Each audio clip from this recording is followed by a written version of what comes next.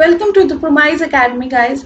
आज जो हम टॉपिक स्टार्ट करने वाले हैं वो है हमारा लेक्चर 3 रिवीजन वीडियो का, रिवीजन सीरीज का, जो कॉर्पोरेट फंडिंग का हमने स्टार्ट किया था फ्रॉम सिक्योरिटाइजेशन। ठीक है, तो आज हम जो कर रहे हैं वो है कॉन्सेप्ट नंबर 3। तो लेकिन ये कॉन्सेप्ट को हम 2 पार्ट्स में करेंगे। आज हमारा पहला वीडियो आएगा कॉन्सेप्ट 3 का, that is employee stock option, और हमारा नेक्स्ट वीडियो आएगा जल्द ही। तो आपने अगर पहले 2 वीडियोस नहीं देखे हैं तो प्लीज देख लेना, लेकिन अगर फिर भी नहीं देखे हैं तो आपको ये वीडियो समझने के लिए या रिवाइज करने के लिए उन वीडियोस का रेफरेंस की जरूरत नहीं है, क्योंकि ये अलग टॉपिक है। तो इसलिए आप ऐसे भी समझ पाओगे अगर आपने वो वीडियोस नहीं देखी है, लेकिन फिर भी आपके एक रेफरेंस के लिए वो देख लेना इस वीडियो के बाद। ठीक है, तो हम स्टार्ट करते हैं। एम्प्लॉय स्टॉक ऑप्शन, इसका नाम ही है, आप जो स्क्रीन पर देख रहे हो, एम्प्लॉय स्टॉक ऑप्शन। तो इसको जो गवर्न करता है वो है section 62(1)(b of companies act 2013। अब 62(1)(b ठीक है, 62(1)(b कहता क्या है, हम ये पढ़ते हैं। ठीक है, वेयर एट, ये बेयर टेक्स्ट का लैंग्वेज है जो मैं आपको बोलने जा रही हूँ, पढ़ रही हूँ मैं। Where at any time a company having a share capital proposes to increase its subscribed capital by the issue of further shares, such shares shall be offered, ठीक है, to the employees under a scheme of employee stock option, ठीक है, subject to special resolution (brackets OR for private company) bracket closed, passed by company and subject to conditions as specified under Rule 12 of Company Share Capital and Debenture Rules 2014। अच्छा, ये था bear text. अब हम इसे अपने style में पढ़ेंगे, इसे छोटे छोटे पीसेस में करेंगे, तब जाके हमें समझ आएगा, तब हम इसे बेहतर तरीके से रिवाइज कर पाएंगे।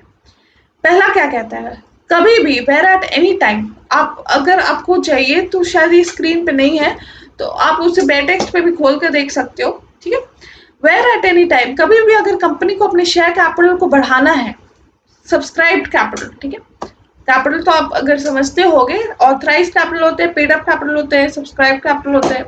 ठीक है, आई होप आपको पता होगा ये कॉन्सेप्ट टाइप्स ऑफ कैपिटल का, क्योंकि हमने अकाउंट्स में भी पढ़ा है, अपना एग्जाम में जो अभी हमने जस्ट पास किया है, तो प्रोफेशनल में मुझे नहीं लगता कि आप इतनी जल्दी भूले होगे। ठीक है, आगे बढ़ते हैं। By the issue of further shares, such share shall be offered to the employees. इस जो ये हमारा कॉन्सेप्ट नंबर 3 है, उस वो मेनली कंसर्न है टू द एम्प्लॉइज, जो भी हम शेयर्स इशू कर रहे हैं। और जो हमारा कॉन्सेप्ट नंबर 2 था उसमें 2 चीजें इंक्लूड थी, एक तो एम्प्लॉइज थे और एक डायरेक्टर्स थे, लेकिन इसमें सिर्फ और सिर्फ एम्प्लॉइज को इंक्लूड किया गया। ठीक है, तो अब हम समझेंगे, पहले एक बार देख लेते हैं एम्प्लॉय की डेफिनेशन में कौन कौन आएंगे। ठीक है, तो आप अपने सामने स्क्रीन पे देख रहे हो कि एम्प्लॉय मीन्स, देखो इसमें 2 पार्ट किया गया, एक तो क्या इंक्लूड किया जाएगा और क्या एक्सक्लूड किया जाएगा। तो हम पहले पढ़ते हैं क्या इंक्लूड किया जाएगा। पॉइंट ए में है परमानेंट एम्प्लॉय, चाहे इंडिया में हो या बाहर हो। ठीक है, इसमें कोई टेक्निकल बात ही नहीं है। दूसरा, डायरेक्टर, वेदर WTD और नॉट, एक्सक्लूडिंग इंडिपेंडेंट डायरेक्टर। ये चीज ध्यान देने वाली है, क्योंकि कई बार जब हम एग्जाम के प्रेशर में होते हैं ना, तो हम ये चीज कंफ्यूज करते हैं कि किस डेफिनेशन में, किस एम्प्लॉय की डेफिनेशन में ये इंक्लूड होगा या एक्सक्लूड होगा, इंडिपेंडेंट डायरेक्टर इंक्लूड होंगे कि एक्सक्लूड होंगे। ठीक है, तो ये चीजें आपको ध्यान देनी पड़ेंगी। ये माइन्यूट डिटेल्स है जो बच्चों को परेशान करती है, और एग्जामिनर उसी चीज का फायदा उठाते हैं। ठीक है, पॉइंट बी में क्या कहता है कि डायरेक्टर, जो कंपनी का डायरेक्टर है, वो चाहे वो WTD हो, होल टाइम डायरेक्टर हो या नहीं है, कोई दिक्कत नहीं, मतलब कैसे भी डायरेक्टर हो चलेगा, लेकिन लेकिन लेकिन लेकिन इंडिपेंडेंट डायरेक्टर नहीं होना चाहिए। चलो कोई बात नहीं। तीसरे पॉइंट पे आते हैं। इसमें कहा गया है an employee as defined in clause A और B, जो हमारा दिया गया, that is employee director of a subsidiary in India और आउटसाइड इंडिया। ठीक है, यहां तक हम पढ़ते हैं। इसमें आपको क्या समझ आया, एम्प्लॉय। ठीक है, एम्प्लॉय की डेफिनेशन में कौन कौन आते हैं, परमानेंट एम्प्लॉय और डायरेक्टर। क्लियर। अब ये आगे क्या कहता है, ऑफ अ सब्सिडियरी, ये भी कोई दिक्कत नहीं है, चलो सब्सिडियरी है, जो हमारी, जो हम जिसकी होल्डिंग कंपनी है, जो हमारी सब्सिडियरी कंपनी है, उसके अगर परमानेंट एम्प्लॉय हो, चाहे वो बाहर हो इंडिया के या नहीं हो, चाहे डायरेक्टर हो, WTD हो या नहीं हो, इंडिपेंडेंट को छोड़कर। तो अब हम कहते हैं कि अब आगे ये डेफिनेशन पॉइंट 3 क्या कहता है। चलो सब्सिडियरी तक तो हमने समझ लिया, इन इंडिया और आउटसाइड इंडिया, ठीक है, ध्यान देने वाली बात है। चाहे वो इंडिया की सब्सिडी हो या बाहर की सब्सिडी हो, कोई दिक्कत नहीं, आपके एम्प्लॉइज हैं, डायरेक्टर है, तो हम उन्हें स्टॉक ऑप्शन दे सकते हैं। वेरी गुड, ये ध्यान देने वाली बात ज्यादा है, और ऑफ अ होल्डिंग कंपनी, ठीक है। होल्डिंग कंपनी की बात की गई है इसमें एसोसिएट को एक्सक्लूड किया गया है, ठीक है। ये माइन्यूट चीजें ना आप एक बार नहीं 2 बार पढ़ोगे ना, तब आपको भी समझ आने लगेगी और आप कोरिलेट कर पाओगे। 2 अलग अलग जैसे रेगुलेशंस है, जो कॉन्सेप्ट नंबर 2 था या कॉन्सेप्ट नंबर 3 था। तो ये आपने समझ लिया, एक बार रिवाइज कर लेते हैं। परमानेंट एम्प्लॉय चाहे इंडिया में हो या बाहर हो, फिर है दूसरा डायरेक्टर डब्ल्यूटीडी हो या नहीं हो, एक्सक्लूड कर देंगे इंडिपेंडेंट डायरेक्टर। तीसरा पॉइंट है एम्प्लॉय, चाहे ए और बी में आते हो, और वो चाहे सब्सी के हो, चाहे सब्सी इंडिया की भी हो सकती है, बाहर भी हो सकती है। होल्डिंग सिर्फ इंडिया की, होल्डिंग ऑफ द कंपनी लिखा हुआ है।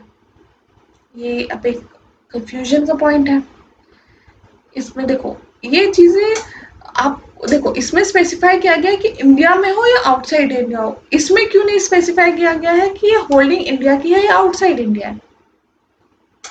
सोचो, ये क्वेश्चन मैं आपको छोड़ के जा रही हूँ, आप मुझे कमेंट बॉक्स में प्लीज बताना अगर आपको क्लियर इसका आंसर समझ आया कि नहीं, या क्वेश्चन भी अगर क्लियर नहीं है मैं आपको एक्सप्लेन कर दूंगी। और आप मुझे इसका आंसर बताओ कि इसमें ये क्यों नहीं स्पेसिफाई किया गया है कि वो इंडिया की है या आउटसाइड इंडिया है, ये सिर्फ और सिर्फ होल्डिंग कंपनी की है। तो शुड वी अज्यूम कि चाहे इंडिया में हो या आउटसाइड इंडिया हो, हम सब इंक्लूड कर देंगे या सिर्फ इंडियन को इंक्लूड करेंगे? ये क्वेश्चन आपका होमवर्क रहा, आप मुझे बताओ, ठीक है। अब हम आते हैं एक्सक्लूजन के पार्ट पे। एक्सक्लूजन में आएगा an employee who is a promoter, ठीक है, प्रोमोटर और a person belonging to the promoter group. Promoter का डेफिनेशन हम आईसीडीआर में पढ़ेंगे, और आईसीडीआर में इतनी ब्यूटीफुल डेफिनेशन दी गई है, और कुछ थोड़ा लेंदी है जरूर है, लेकिन बहुत ही ब्यूटीफुल डेफिनेशन है, इतना कॉम्प्रिहेंसिव है, इतना डिटेल में कवर किया गया है। जिनको भी कवर करना था अपने परव्यू में, उनको बिल्कुल अच्छी तरीके से कवर किया गया है। और चलो, तो आप उसे ये प्रोमोटर का डेफिनेशन ड्यू रहा, वो हम करेंगे आईसीडीआर में, ठीक है, क्योंकि ये भी एक बहुत ही लंबा टाइम टेकिंग डेफिनेशन है और हम ये कर रहे हैं रिविजन, तो हम इसे यहाँ पर तो नहीं कवर करेंगे, आईसीडीआर में करेंगे।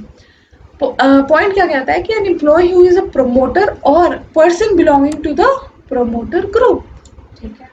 प्रमोटर की डेफिनेशन मुझे उम्मीद है कि आपको याद होगी, जो हमने कंपनीज एक्ट में किया था, ठीक है। तो ये भी प्रमोटर की डेफिनेशन उतनी कंफ्यूजिंग नहीं है, लेकिन प्रमोटर ग्रुप का डेफिनेशन है थोड़ा सा। तो एन एम्प्लॉय जो प्रमोटर या प्रमोटर ग्रुप का पर्सन को हम अगर वो एम्प्लॉय उस ग्रुप में इंक्लूडेड है, तो उसे हम एम्प्लॉय नहीं मानेंगे इस पर्पस के लिए, ईएसओपी के पर्पस के लिए।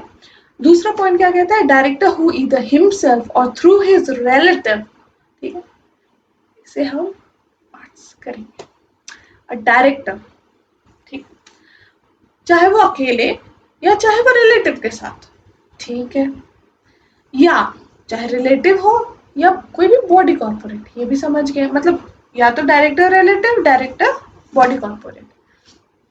डायरेक्टली और इनडायरेक्टली, चाहे वो सीधी तरीके से जिनका प्रेजेंटेशन में आता है share holding under promoter group, ठीक है, मतलब जो बहुत ही मटेरियल शेयर होल्डिंग होंगे, अगर उसमें आता है, जो हमारे फाइनेंशियल स्टेटमेंट्स हम प्रिपेयर करते हैं, अगर उसमें आता है holds more than 10% of outstanding equity shares of the company।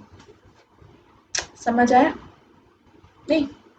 एक बार फिर से, डायरेक्टर चाहे वो रिलेटिव के साथ हो, डायरेक्टर चाहे बॉडी कॉर्पोरेट के साथ हो, वो 10% से ज्यादा, 10% नहीं, 10% से ज्यादा, तो हम इसे कहेंगे 11% और मोर, होल्ड्स 10% से ज्यादा, मतलब 11% और मोर ऑफ द आउटस्टैंडिंग, जो आज की डेट पर आउटस्टैंडिंग है, मतलब अपने बैलेंस शीट में शो कर रहे हैं। अगर हम आज बैलेंस शीट प्रिपेयर करेंगे तो वो हमारे बैलेंस शीट में शो करते हैं। Equity shares of the company जो हमने इशू कर रखे हैं इक्विटी शेयर्स, अगर उसका 10% से ज्यादा 11% और मोर हम अगर होल्ड करता है डायरेक्टर, चाहे वो रिलेटिव के साथ हो या फिर बॉडी कॉर्पोरेट हो, तो हम उसे एम्प्लॉय की डेफिनेशन में नहीं है मानेंगे और उसे हम एम्प्लॉय स्टॉक ऑप्शन नहीं देंगे। तो अगर आपने एनालाइज किया होगा ये डेफिनेशन, तो आपको समझ आया होगा कि ये डेफिनेशन में सिर्फ ये उसका पर्पस है, इस मोटिव है कि हमें जो एम्प्लॉय सच में जो कंपनी के लिए खून पसीना एक करते हैं, मतलब जो टॉप में है, जो ओनर की कैटेगरी में आएंगे, उसको एक्सक्लूड किया गया है। जो जो सच में बाहर ही आउटसाइडर व्यक्ति होते हैं, जो कंपनी के साथ जुड़ते हैं, अपना टाइम देते हैं, एफर्ट देते हैं, एक्सपीरियंस देते हैं, अपनी कंपनी को खून पसीने से उसे ग्रो करवाते हैं, तो उनको फायदा पहुंचाने की बात कही गई है इस डेफिनेशन में। एक बार आप पढ़ लेना इसे, वीडियो पॉज करके हम आगे बढ़ते हैं। अब ये एक बहुत ही कॉमन चीजें दी गई है जो कंपनीज एक्ट की है, ठीक। हमारा सेक्शन 43 ऑफ कंपनीज एक्ट क्या कहता है? काइंड्स ऑफ शेयर कैपिटल, ये आपके सामने है। The two kinds of share capital that can be issued, ठीक है। एक तो है इक्विटी विथ वोटिंग राइट्स या डिफरेंशियल राइट्स, ठीक। ये तो डिफरेंशियल राइट एक अलग ही कॉन्सेप्ट है, ये बहुत ही इन डेप्थ आपको अभी तो जरूरत नहीं है फंडिंग में, लेकिन आप पढ़ना चाहो तो पढ़ सकते हो, ऐसे हमने पढ़ा हुआ एग्जी में। तो आगे बढ़े।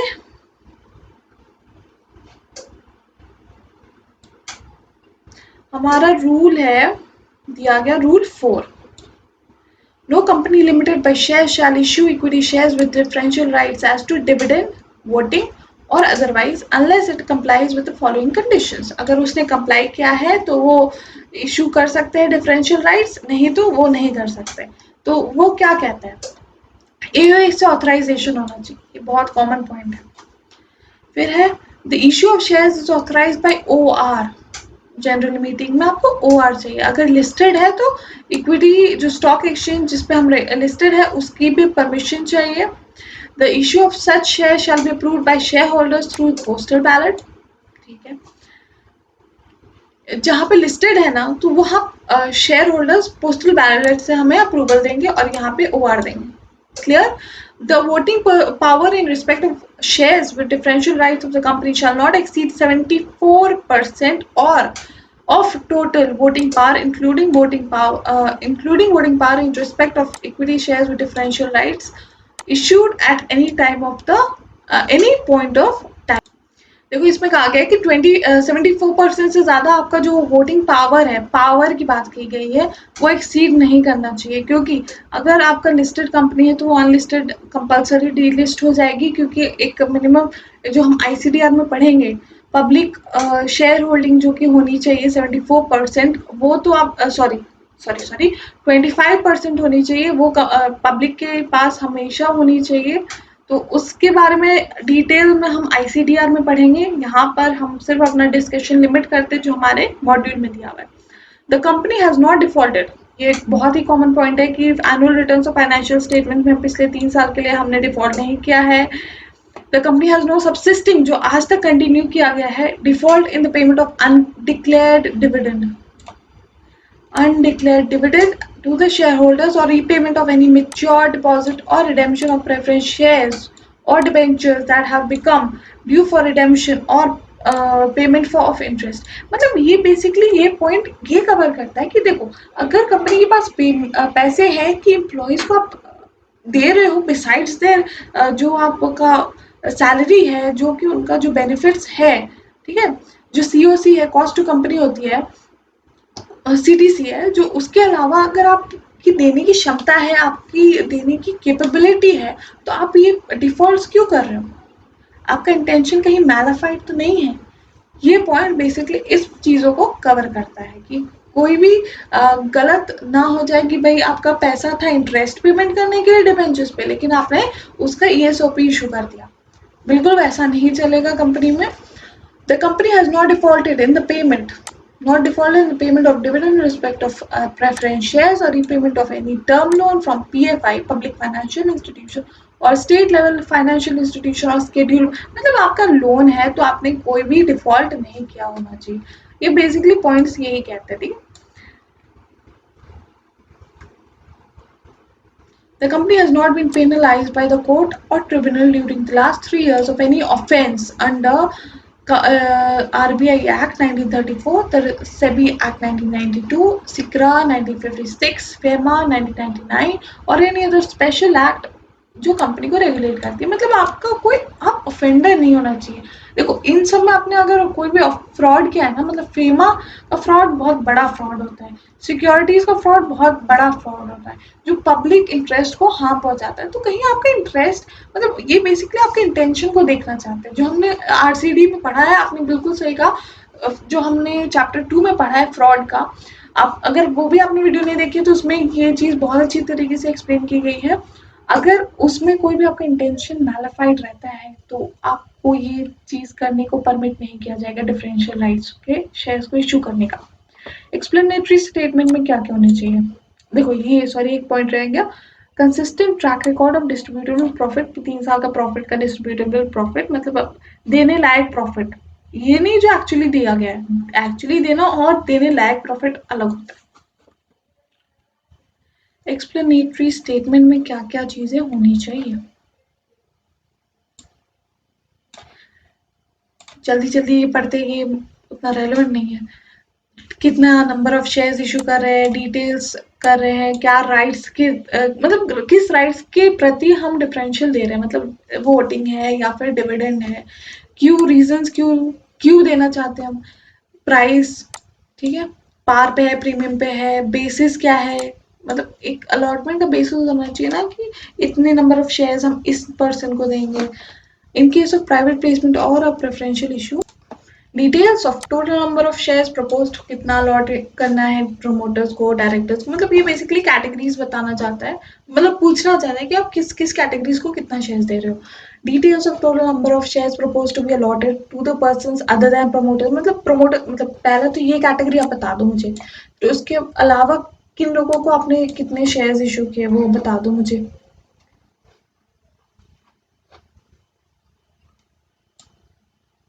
ठीक है, थर्ड पॉइंट है इन case of public issue reservation. देखो ये चीज है ना, मैं आपको फिर से बताऊंगी, आईसीडीआर में इतनी प्यारे तरीके से समझाया गया है ना, आप बिल्कुल ये चीजें आपको क्रिस्टल क्लियर हो जाएंगे आप जब आईसीडीआर पढ़ोगे। अगर अभी आपको फिलहाल समझ नहीं आ रहा तो कोई बात नहीं, उसे पेंडिंग अपने दिमाग में मार्क करके रखना, हम आईसीडीआर में समझेंगे। इन case of public issue reservation, if any, for different class of applicants including promoters, directors or KMP, percentage of voting right which the equity share capital with differential voting right shall carry, मतलब कितना extra फायदा आपको आप दे रहे हो voting power के respect में। The scale of proportion in which voting rights shall vary, ये बहुत मोनोटोनस होते जाता है ये सेम चीजें पढ़ने के लिए। चेंज इन कंट्रोल कितनी होगी, that may occur consequent to the issue of equity shares with differential rights. Diluted EPS जो हम शेड्यूल 3 के अकॉर्डिंग जो हम बनाते हैं अपने balance sheet, financial statements, annual returns, तो उसमें कहा गया है कि आपका diluted earning per share along with basic आपको बनाना होता है, वो बहुत जरूरी है, मतलब निकाल के दिखाना होता है profit and loss.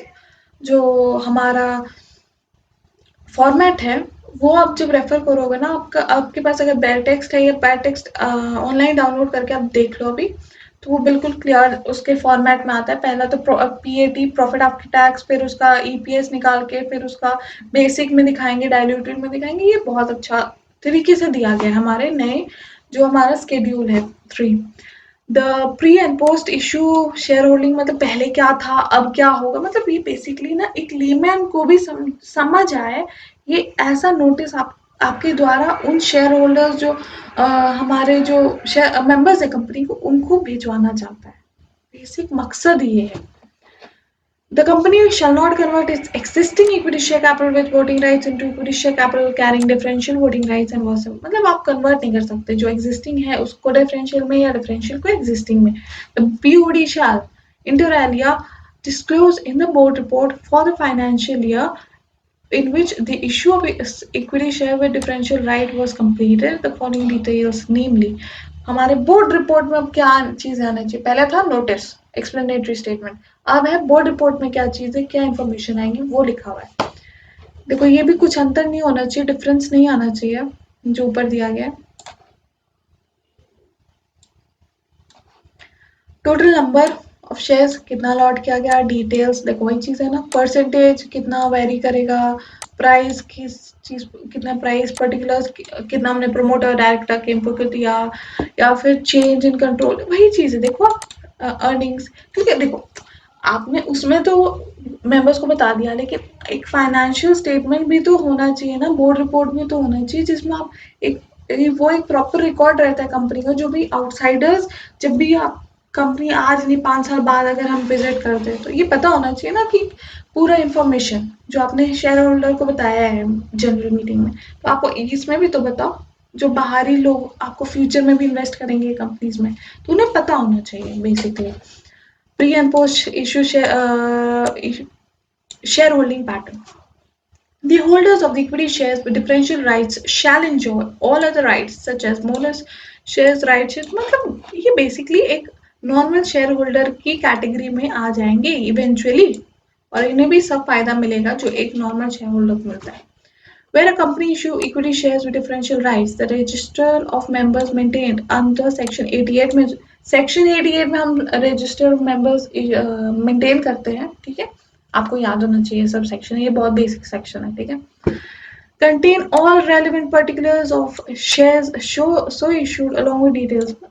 Register of share holders में आप ये चीजें ऑलरेडी मेंशन करते हो कि उनको नाम, उनका एड्रेस, एक उनका मतलब एक बेसिकली आप आइडेंटिफाई कर सको कि ये शेयर होल्डर है आपका, वो सारे इंफॉर्मेशन आपको देने होंगे। तो इसमें भी कुछ अलग नहीं बताया गया है, जो हम बस ये फर्क आ जाएगा कि ये डिफरेंशियल राइट का एक कॉलम हो जाएगा कि ये डिफरेंशियल राइट होल्डर्स है, और ये हो गया नॉर्मल वाले, बस और कुछ नहीं।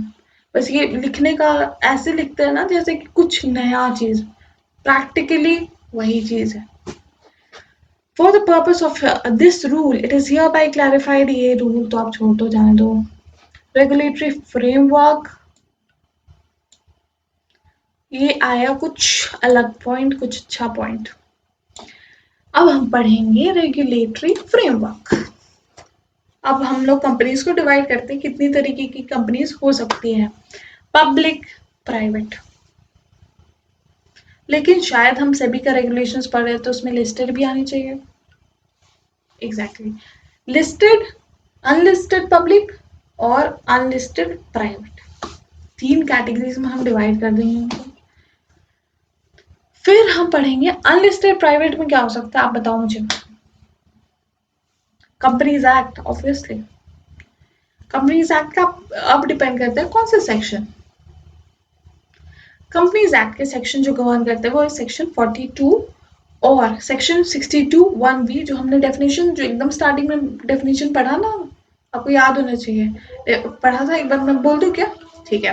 Where at any time a company having share, exactly वही चीज बोली गई है, ठीक है। तो सेक्शन 42 हो गया, एक सेक्शन हो गया, चलो इसे हम अलग कर देते हैं, सेक्शन 62(1)(b) अलग हो गया, और एक इसके साथ देखो, खाली खाली सेक्शन अच्छा नहीं लग रहा, इसके साथ रूल भी होना चाहिए। तो ये रूल 12, ये 12 का रूल हमने जिक्र दूसरी बार किया है, डेफिनेशन के साथ रूल 12 का जिक्र हुआ था वीडियो के स्टार्टिंग में, और अभी हम कर रहे हैं रूल 12 का जिक्र। अब है आया अनलिस्टेड पब्लिक कंपनी। अब अनलिस्टेड पब्लिक कंपनी है तो उस पर क्या लगेंगे, companies act, exactly companies act को वही section 62(1)(b), 62 bracket 1 bracket b, 62(1)(b), क्योंकि सब बोलने में टाइम लगता है, वो चीजें दिमाग नहीं रिटेन कर पाती है, तो हम इसलिए प्यार से कहेंगे 62(1)(b) of companies act. Rule वही लगेगा, देखो ये सेक्शन है तो ये रूल लगता है उसके साथ, वो हमेशा साथ चलेगा। फिर है कि सेक्शन 67 और रूल 16, और ये रूल्स हम किन की बात करें, company share capital and debenture rules 2014। अब आया लिस्टेड कंपनी। अब लिस्टेड कंपनी पे क्या लगेंगे, सेबी के रेगुलेशंस, क्योंकि सेबी ने रेगुलेशंस ही बनाया लिस्टेड कंपनीज के लिए। तो सेबी का जो रेगुलेशन पढ़ रहे हैं, share based employee benefits regulation 2014 as well as SEBI ICDR regulations 2018। ठीक है, अब तो आगे बढ़े। ये चीजें देखो, कंपनीज एक्ट लगेंगी, ये शेयर बेस्ड वाला पॉइंट आ गया, बीईपी, इनकम टैक्स, वही चीज है। आईसीडीआर, देखो ये कुछ रेगुलेशंस तो ऐसे है ना जो आप कहीं पे भी लिख दोगे ना एग्जाम में, तो वो बोलेगा एग्जामिनर कि हाँ ये तो लगते हैं भैया, कुछ ऐसे कॉमन है। इनसाइडर ट्रेडिंग नहीं होना चाहिए, फेमा नहीं होना चाहिए, वायलेट, ठीक है।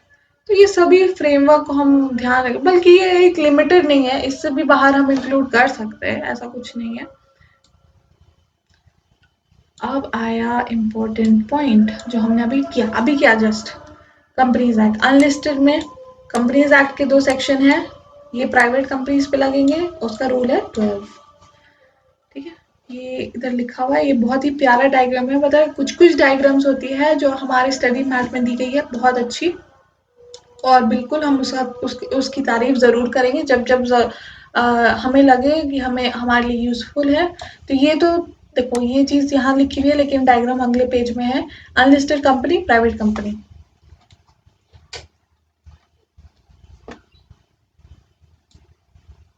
अब आया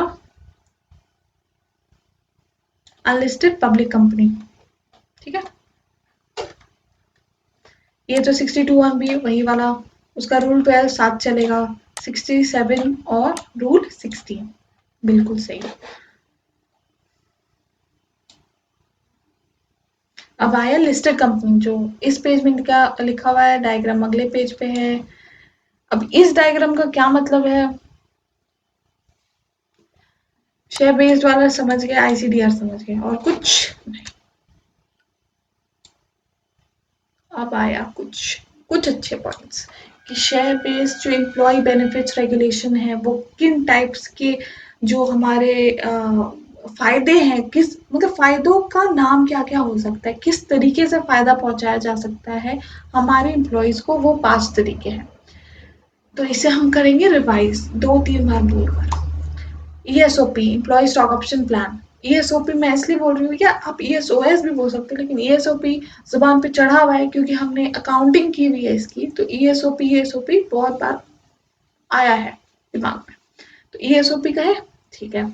ESOP, ESPS, employee stock purchase scheme, ESPS, ESOP, ESPS, SARs, stock appreciation right scheme. अभी हम इसका नाम पढ़ लेते, एक बार रिटेन कर लेते, फिर हम आगे बढ़ेंगे इसकी मीनिंग पे। ठीक है, stock appreciation right scheme, general employee benefits scheme, right retirement benefit scheme. These are the 5 important types of benefits that a company gives or delivers to its employees through various names: ESPS, ESOP, ESPS, SARS, that is Stock Appreciation Rights Schemes, General Employee Benefit Schemes, and Retirement Benefit Schemes. ESOP, ESPS, SARS, General Employee Benefit Scheme, Retirement Benefit Scheme. Great. एक बार mark कर लेते हैं कि हमारा ये हुआ है।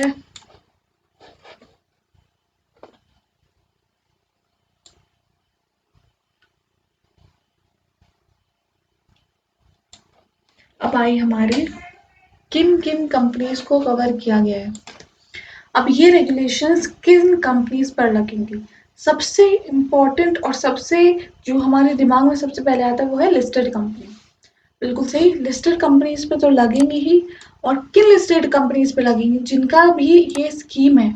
कौन सा स्कीम है, to for direct indirect benefit of the employees, employee के बेनिफिट होने चाहिए, बिल्कुल सही। जिनका इन्वॉल्विंग डीलिंग इन और सब्सक्राइबिंग टू और purchasing securities of the company directly और इनडायरेक्टली, मतलब सिक्योर इन शॉर्ट है, डायरेक्टली या इनडायरेक्टली या कैसे भी सिक्योरिटीज में डील होना चाहिए। थर्ड पॉइंट है कि एक ये तीनों कंडीशंस जो हमारे ये इसमें पॉइंट्स में दी गई है, उसमें से कोई भी एक अगर सेटिस्फाई किया जाता है तो ये रेगुलेशंस उन पे लग जाएंगे। पहला है set up by the company or any other company in the group, ठीक है। funded or guaranteed by the company or any other company in the group, ठीक है। द स्कीम इज कंट्रोल्ड और मैनेज्ड बाय द कंपनी और any other company in the group. इसमें देखो 3 points बस difference था, 3 वर्ड्स का बेसिकली कहेंगे तो सेटअप, फंडेड या कंट्रोल्ड, ये तीनों इंपॉर्टेंट वर्ड्स है जो इस जो थर्ड हमारा कंडीशन है उसमें दिया गया है। तो अगर ये तीनों कंडीशंस में भी कोई एक अगर सेटिस्फाई किया गया है बाय द कंपनी, बिसाइड्स ये दो जो पहले दो दिए हुए उसके साथ अगर तीसरा में से कोई एक भी सेटिस्फाई किया गया तो ये रेगुलेशंस एप्लीकेबल हो जाएगी। एक बार रिविजन, अगर बेनिफिट ऑफ द एम्प्लॉय के लिए है, सिक्योरिटीज में डील करते हैं, सेटअप किया गया, मैनेज किया गया या फिर कंट्रोल किया गया बाय द कंपनी या कंपनी के जो ग्रुप, जिस ग्रुप में कंपनी आती है उस ग्रुप में के द्वारा। तो इसके बाद की जो पॉइंट्स है तो वो हम क्या करेंगे ना, हम अगले वीडियो में करेंगे क्योंकि ये वीडियो ऑलरेडी 30 मिनट का हो चुका है। बस डेफिनेशंस है और कुछ पॉइंट्स है, उसे हम अगले वीडियो में करेंगे। टिल देन आप रिवीजन करो, पढ़ाई में कॉम्प्रोमाइज मत करो प्लीज। चाहे I know time is difficult, time is tough, but यही टेस्टिंग टाइम्स है, यही टाइम्स आपको टेस्ट कर रहे हैं और आपको फ्यूचर में जो भी अच्छा बुरा जो भी सिचुएशन आएंगी लाइफ में उसके लिए प्रिपेयर करिए। तो stay happy, stay blessed and stay at home. Bye bye.